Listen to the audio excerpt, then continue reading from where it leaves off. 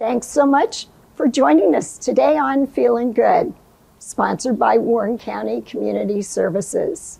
I'm your host, Shelly Abrams, and today, as you can probably see, we are not in the studio, but we are at Miami University Middletown campus for the 50th anniversary commemoration of the Paris Peace Accords as they pertain to the Vietnam War.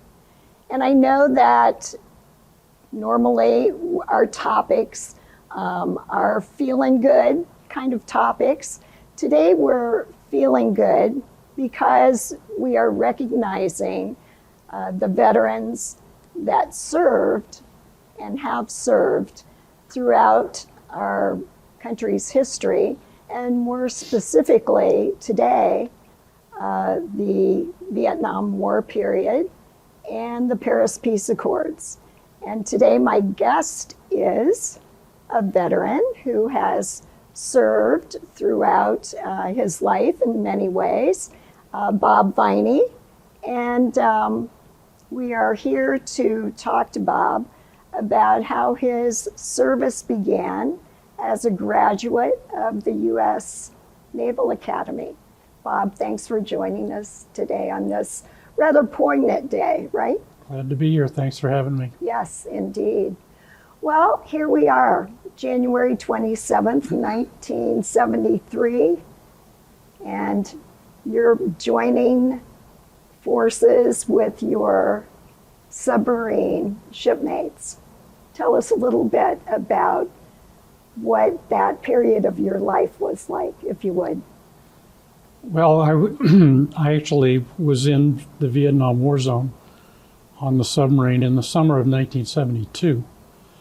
And we were in the area which was being mined by the U.S.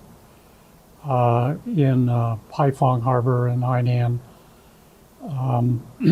to try to force the North Vietnamese to agree to peace terms that were in their fourth year of negotiation. And the war was really going in their favor. So they of course, would see the opposition marches and so forth that were taking place in the U.S. So they didn't really have a strong incentive to give much. And the U.S. was asking for a ceasefire, a withdrawal period, and then negotiations, peaceful negotiations of the future of North and South Vietnam. So President Nixon decided that a little increase in military activity might help as an incentive to negotiate peace. So in May of 1972, he began a mining operation in North Vietnam, and then the bombing was to take out the alternate overland supply routes. The goal being to try to force North Vietnam to the peace table because of lack of supplies. Submarines were sent into the war zone to monitor the surface ship shipping traffic that was going in and out, and to see if we could get close enough to see ships through the periscope and actually identify the ship name, the nationality, and if we could, to see what kind of cargo was on the ship. But you could also tell from how it was riding in the water as to whether it was heavily loaded or lightly loaded. So all of that was part of our intelligence gathering mission. I didn't, of course, all we knew was we were ordered to go in and support this operation. We didn't really, because we had been on a Westpac patrol doing several missions up until that time. and we didn't know about the peace negotiations and what was taking place. We didn't see the news. But it turns out that was an important part of eventually getting North Vietnam to agree to a final peace settlement, the Paris Peace Accords, in January of 1973, just a few months later. Interesting how you go from, and would you explain to our audience what the Westpac is? You mentioned that. Yeah, Westpac is the terminology for being deployed from your home base, which ours was in Honolulu, but also submarines from San Diego made Westpacs. And it just means you were deployed away from home for 6-7 months into the Western Pacific. Okay. That's what Westpac stands for. Okay. So we were detached from our normal chain of command, and we were part of the 7th Fleet, which was the Western Pacific chain of command. And so we were under their orders for 7 months away from home, very little communication with the outside world, family, etc. And we did 3 special operations missions, 3 very different special operations missions during that period.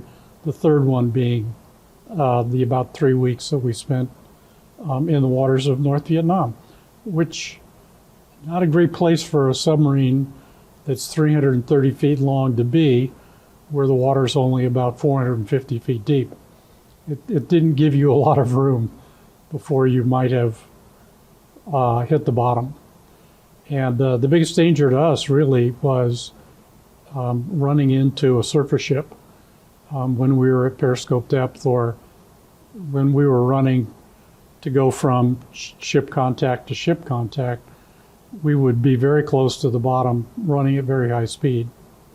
And but we knew that we were still making, because of the sail being close to the surface, we were still making like a little wave on the surface. So it wasn't exactly like being undetected. Interesting. I would say, excuse me, that I was at Miami University on the Oxford campus during this period of time, 1969 through 1973, graduating in June. And very often, as we're planning now for our 50th class reunion at Miami in June, I was looking through some Miami scrapbooks and photos of our college life. And my experience of those years was so different from your perspective during those years, certainly. And I know that at one time, President Shriver was the president of our university.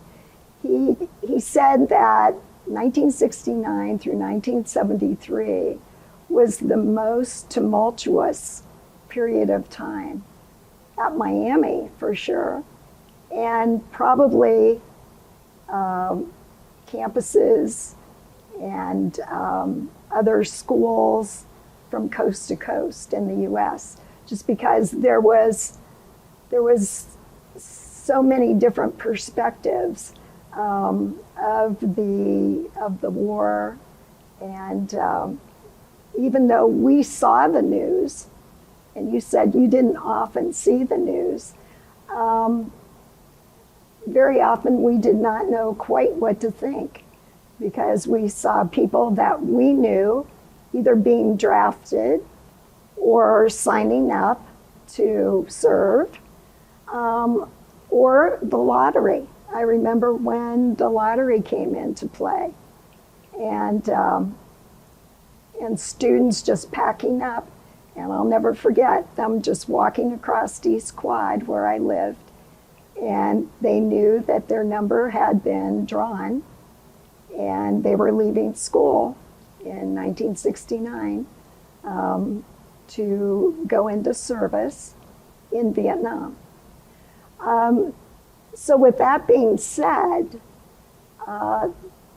here we are 50 years later and commemorating the Paris Peace Accords, and also paying special attention to the veterans that served during that period of time.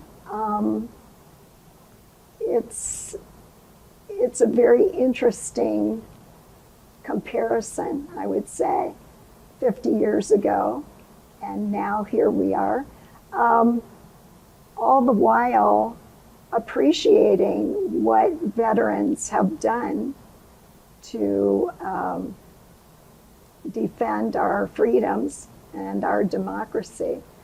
And yet you've told me stories when you got out of the Navy, and I think our audience would be interested in knowing about what the recommendation was for you wearing your uniform in public. Well, there was never really a formal recommendation, but, you know, we learned very quickly during, I was at the Naval Academy 66 through 70. Okay. So that included the very tumultuous year of 1968, when there were a lot of riots taking place across the country. And we avoided wearing our uniform out in public when we could. When I was on active duty, I was at school, nuclear power school, submarine school, for the first year and a half. So kind of on isolated areas. But even around Pearl Harbor, living off base in the civilian community, we didn't wear our uniform except to and from the base. It was not a period of time when military service was as cherished or recognized as important to the country as it is today, which is great to see. But the building of the Vietnam Memorial in a decade later in the 80s was really the beginning of public recognition that when citizens are called to service by the country, their job or their ability as a citizen to oppose government policy kind of ends. You take the oath of office to support and defend the Constitution and the government of the United States. The Constitution enables the Congress to set a military, staff a military, and put the military in action as they see necessary to defend the country. I remember a quote that we used often in the 60s and 70s was, "My country, may she always be right, but right or wrong, my country." And I remember a classmate of my dad's who was a long-serving POW, and he was asked on an interview in North Vietnam whether he supported the government policy of the U.S. And he'd been in prison for years at this time. And his answer was, "I have no idea. I've been in prison for years. I have no idea what the policy of the current government is. Whatever it is, I support it." And he was tortured after that for that answer. Because, of course, they wanted him to say, "No, I don't support it. It's wrong." That's what they were trying to get all the POWs to say. So that,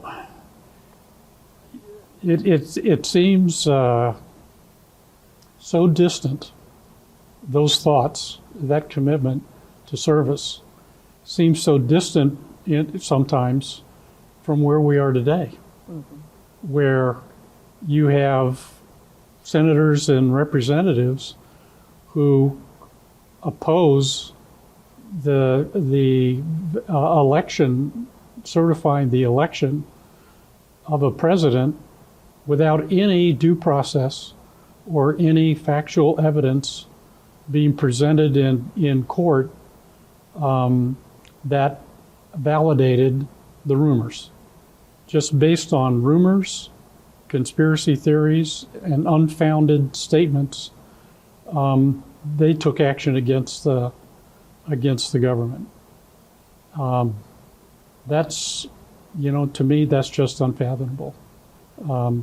We have ways established in the Constitution where we can protest against the government if we think they're taking wrong actions.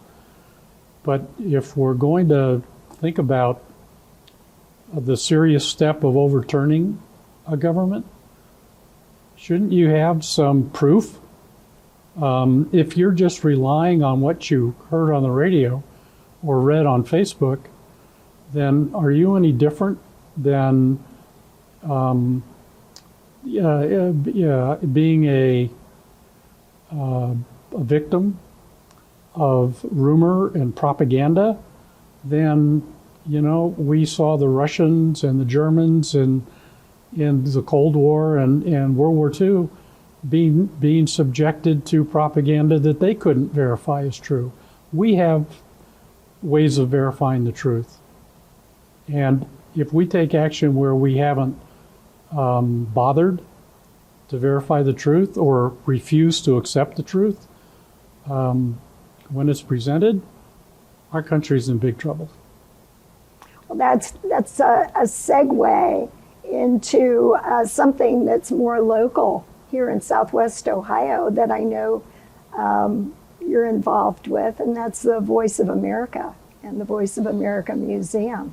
You want to share a little bit about some future plans that you as a veteran or you as an informed citizen are going to be involved?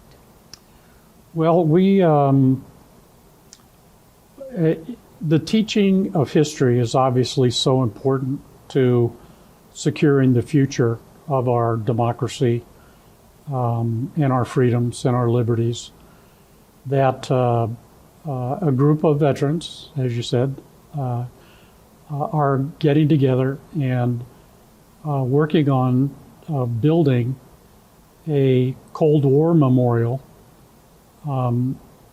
to the veterans in the area, Cincinnati, Dayton area, that were involved in protecting the country during the Cold War. And that war, while the Vietnam War went on for 8 years, maybe 10 years, the Cold War went on for 50. And we were able to win the Cold War without any military conflict at all. The people that played a major part in that were the people that were always on station, the people that served in Europe on the battleground or the border between the free world and the communist Iron Curtain back in the 60s. The people like myself that served in the submarine force and did very important intelligence gathering information because we could get very close to Russia in those days without being detected. So we have pieces of the USS Cincinnati, which was a fast attack submarine that operated for 20 years during the Cold War and helped keep us free and helped us win. And we're looking to use a full-size replica of that submarine with some real pieces that we have, and use it as an educational attraction. And we're hoping it's going to be on the ground of the Voice of America Center in Westchester, which is the place where all the broadcasts that were done during the Cold War and the Vietnam and the World War II were actually done around the world, broadcasting around the world in multiple languages. But the grounds where we have the Voice of America Museum and the soccer fields and Liberty Way and all of that was covered with broadcast towers. And Westchester was the technology center where all those broadcasts were made for all those years that went into the countries behind the Iron Curtain to tell them the truth, to counteract the propaganda that they were bombarded with every day, and to tell them about countries where there was freedom and liberty versus where they were living. And so we want to memorialize that role that this area played in that contest, both those who served in any aspect of the military and those who helped the Voice of America. So it's going to talk about all the STEM-related technologies that are part of both submarine operations and nuclear power operations and Voice of America broadcast technology, and educate kids through interactive kiosks about how all of that worked, and hopefully inspire more kids in our country to be involved in science, technology, engineering, and math, but also be more informed about the importance of what it means to protect our liberty and our democracy, that they are not free, that living in a democracy is not just about your rights, it's also about your obligations, your responsibilities. And democracy, I think, requires citizens who serve the country and are not just looking to be served by the country. Well, let me thank you for your service, and I'm looking forward to hearing the comments of the commemoration, the speakers that are on the program today here at Miami and Middletown. And I appreciate you sharing some of these memories from the past, commemorating the anniversary of January 27th, 1973, and looking to the future for service to country. Thanks so much. You're welcome. Thanks for having me. Bye for now. My name is Patrick Jump. I'm a United States Marine Corps veteran and the Regional Veterans Coordinator for Miami University. Odd thing about the national anthem, at least in my opinion, maybe many for you. I can still remember the day and the moment that I heard it for the first time after returning back to American soil. And it kind of brought a tear to my eye at that time, and thinking of it now, it does as well. So thank you for joining us today. We appreciate the staff, faculty, students, community members, and veterans in attendance today. At Miami University, we serve close to 400 veteran and military affiliated students and families. Here at the regional campuses, we serve over 180 of those students. Today's event is a collaboration of our regional history department, public programming, and the regional veteran centers as part of our Passport for Programming.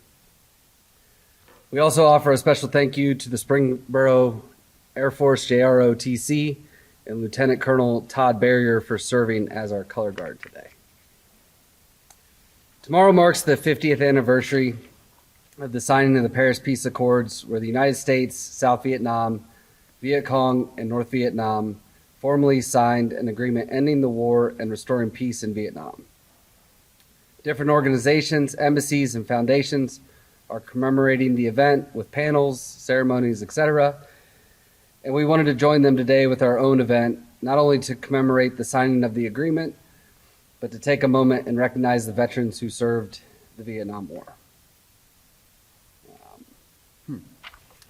So I got to the note where it says, Patrick, if you'd like to provide thoughts of your own. So my father served, I was telling Aries, our guest speaker, my father served from 66 to 69 in the United States Marine Corps. Now you know why I joined the Marine Corps. And he was in the Quang Tri province of Vietnam with 3rd Amphibious Tractor Battalion at that time. He told me, after he came home, they flew into Hawaii and they changed into civilian clothing and then proceeded on to Los Angeles to arrive at an airport. The reason they did that is so that they weren't harassed, attacked, or spit on coming home. It's a very different feeling than I had coming home. I came home to like parades and families waiting and celebrations and clapping. And it always brings me back, and I've mentioned this before if you've ever heard me talk about the thank you for your service. And the generation of people that served in Vietnam are the reason that history didn't repeat itself when I came home. So the United States civilian population has never really apologized to the Vietnam veterans for the way that they were treated when they came home.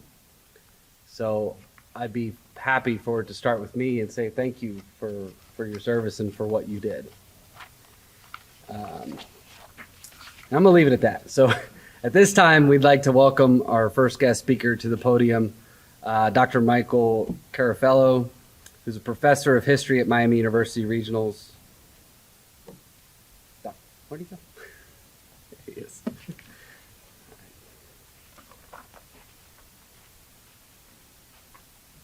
Thank you, Patrick. Today, we gather with deep respect and a profound sense of gratitude to recognize those who valiantly served this nation during the Vietnam War. We've been told over and over again that Vietnam was unlike any American conflict that preceded it. Countless articles have been written, books published, and speeches delivered proclaiming as much. And I suppose there's a fair amount of truth in that. But I am here to tell you that America's involvement in Southeast Asia holds something very much in common with the wars before it. Millions of America's finest men and women answered the call of their nation, including many who doubted the wisdom of that call, and served this country honorably, faithfully, and courageously.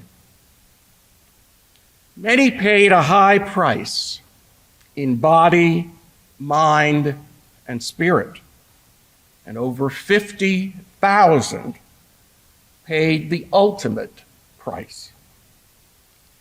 Even if, in many respects, their nation's policymakers failed them, they did not fail their nation.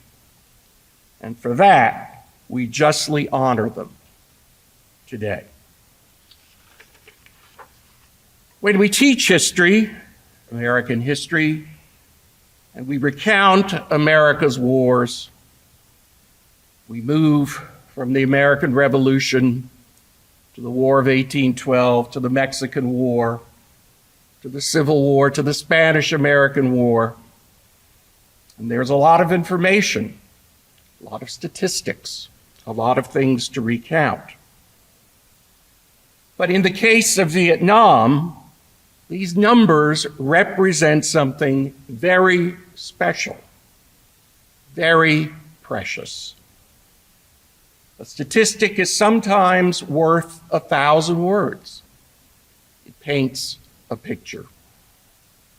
And so now a few numbers from Vietnam, America's commitment. And if we can, think of the precious lives behind these numbers. 2,709,918 Americans served in Vietnam. 58,148 Americans were killed in Vietnam. 75,000 were severely disabled.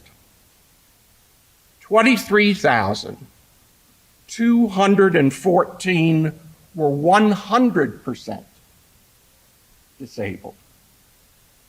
Of those killed, 61% were younger than 21, 3/5.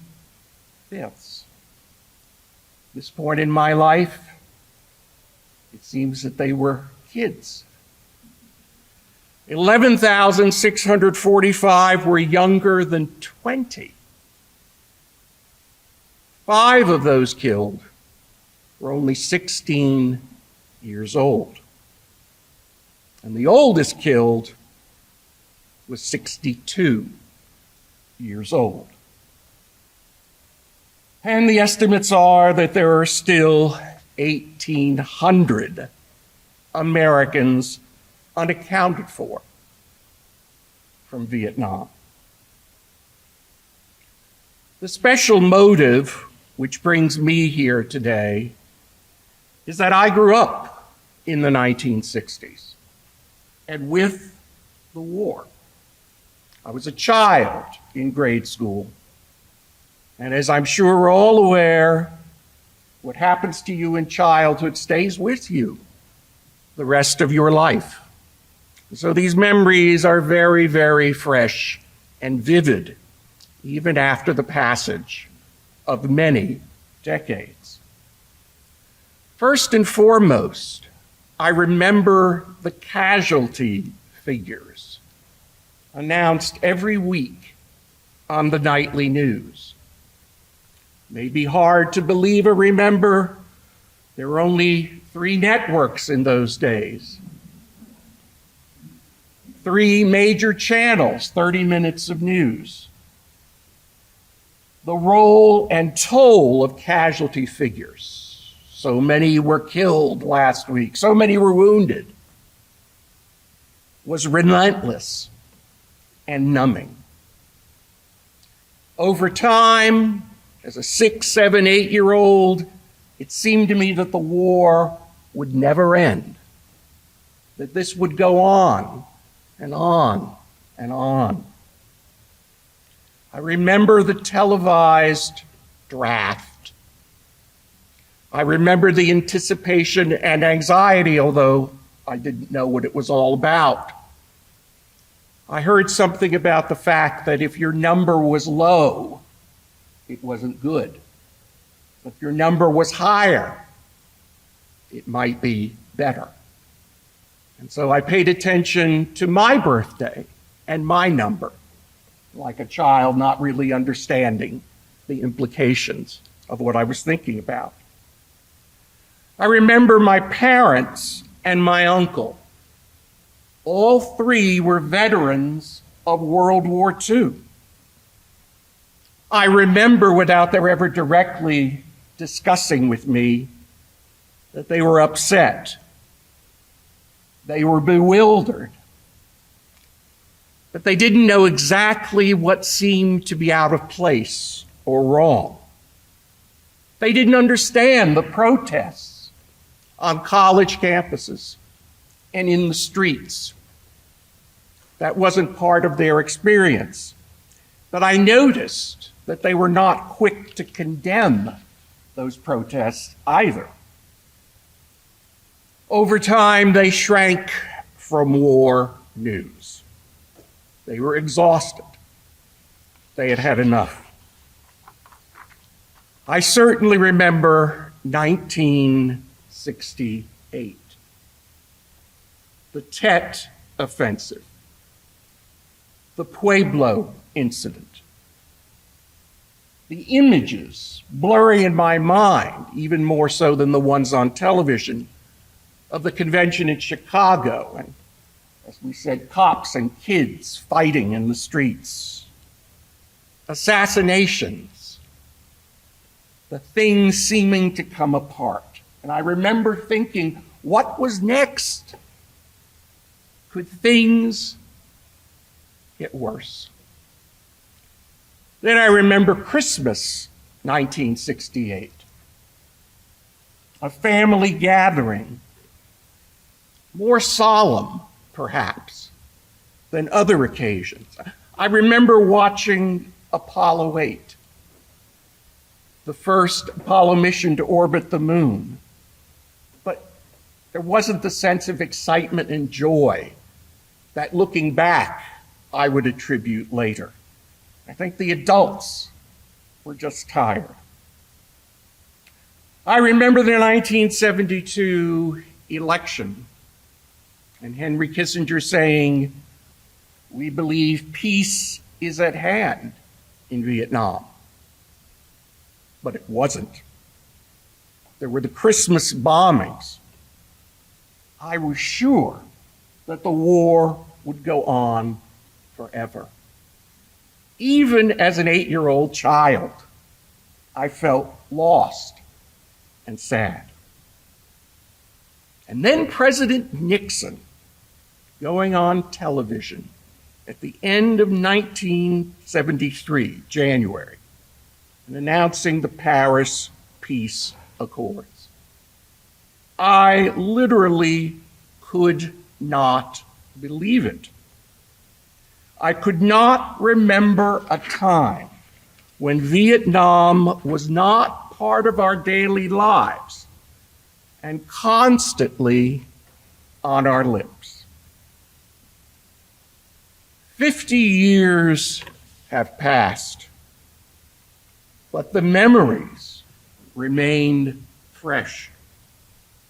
And now, across these decades, looking at the Americans who served, thinking of the precious lives that were lost, the occasional consternation of the nation. In the end, I think of gratitude. I think of what was nobly done and intended. And I think that is how I will remember Vietnam for the rest of my life. Thank you.